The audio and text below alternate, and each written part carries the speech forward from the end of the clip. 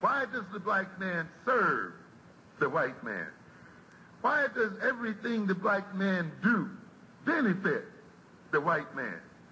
Why does the black man say freedom is doing what I want to do?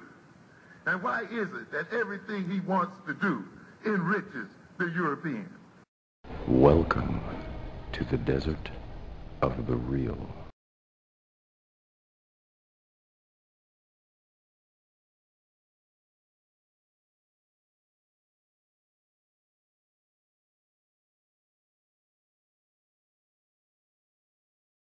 It should always make your eyebrows raise when you see people turning a molehill into a mountain. It should always make your eyebrows raise up because, like I've said it, and I've said it before, you guys, if anybody's in the chat room, probably heard it 1,000 times.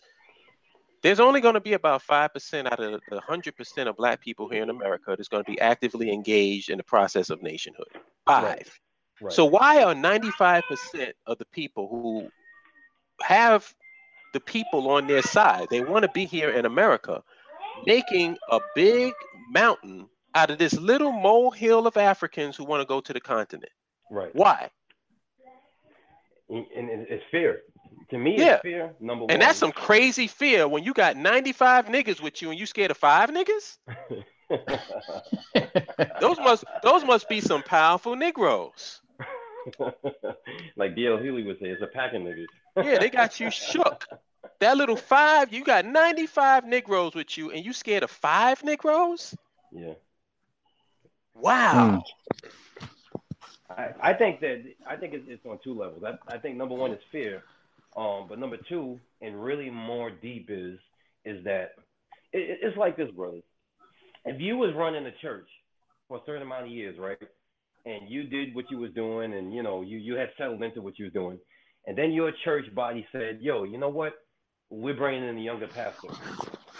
And this younger pastor had a reputation, say like he's from the South, he's from Atlanta or whatever, and he had a mega church down there.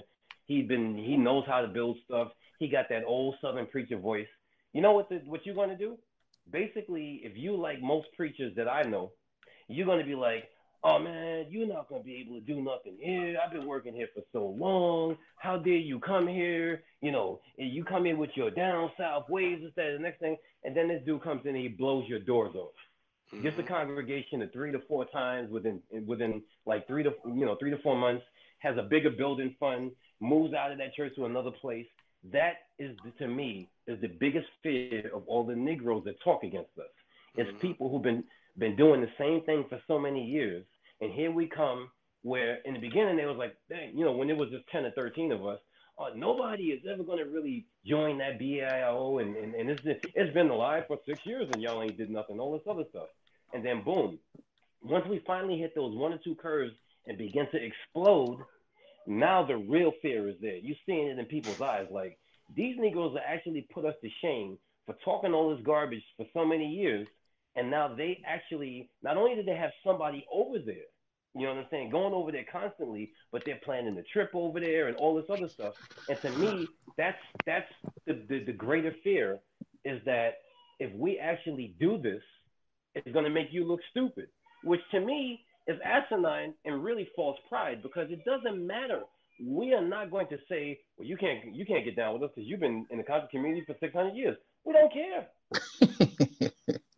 We really don't care. All we want is for you to help. Do you know how to pick up a shovel? Do you know how to, you know what I'm saying? Like, would you be willing to learn?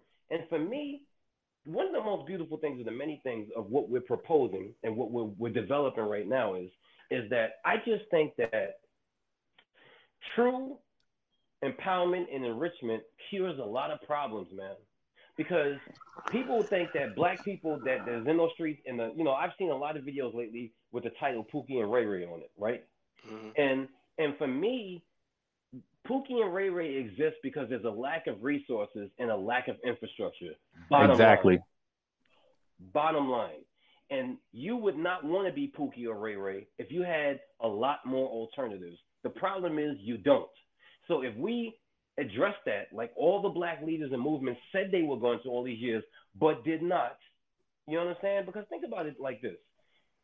During the Garvey era, if you was in the Garvey movement, you was not no Pookie and no Ray Ray. There was no room for that. You know what I'm saying? You wasn't even thinking about that. You was up, you mighty nation. You can accomplish what you will. You was out there selling eggs, detergent, whatever the hell you could in order to help yourself and help the movement. If you was in a nation during the 60s, the 50s, when the height of the nation was there, with Honorable Elijah Muhammad had all of those properties, businesses, or whatever, you wasn't no Pookie and Ray Ray in the nation. And so, of course, we had our deviants, but everybody does. Nevertheless, I just think that true wealth and empowerment, it really solves a lot of problems. And we've been going about this thing wrong for a lot of years. And I don't understand it, because when we transitioned into the 70s and the 80s, it became more about we didn't know God and we didn't have spirituality. And all those first generation leaders, they had God and spirituality, but it was more of a focus on developing empowerment and infrastructure. That's what the BAIO is talking about. But nevertheless, you guys can't do that, and it's just, I just think it's fear. You can't compare to the status right here. Legendary worldwide, we can battle right here. Listen, Junior, I'ma tear back your wig. This ain't TV, but I'll show you what a fear factor is. Stop grilling me, and all that fronting is killing me. You leave me no choice but to hurt your feelings, G. About to slap rappers around and bruise the game.